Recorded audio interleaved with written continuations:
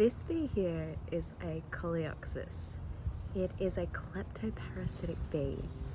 It's in the family Megachilidae and it's a kleptoparasite of other Megachili. What this bee does is she finds other nests of Megachili species, and then what she does is she will lay her egg inside the nest of the host Megachili so that she doesn't have to forage for nectar or pollen for her babies.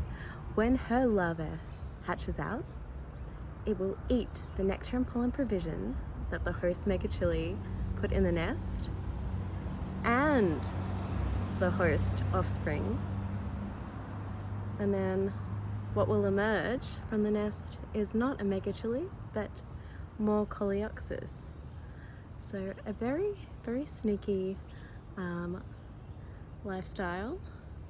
But here what she is perched on my garden gate and she is spying out some holes in this fence post, which I've seen some Hylaeus go into, which is not her host species.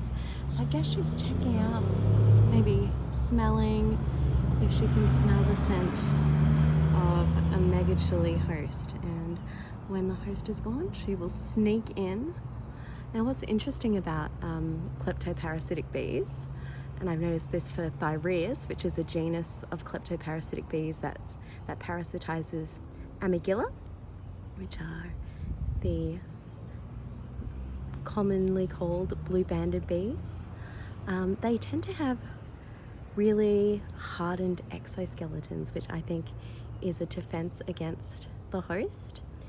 Now, Coelioxys are really easy to distinguish from other Megachili in that they don't have scopae on the underside of their abdomen, and scopae are the pollen collecting hairs that female bees have, because these bees don't collect pollen for their babies. They don't have the hairs, and the Megachili Utritria females tend to have quite a pointed abdomen, but with Coelioxys it's even more long and pointy, as you can see here.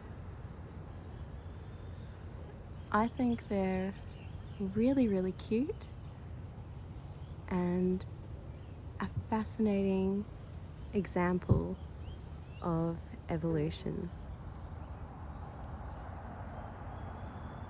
There she is.